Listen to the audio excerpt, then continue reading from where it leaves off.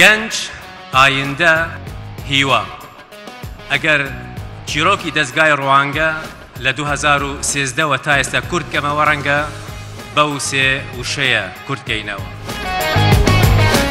بۆ ئێمە و ڕوانگە دەڵێن بە ئێمە پێکەوە بڕیار بدەین پاپەند بین سەر بکەین.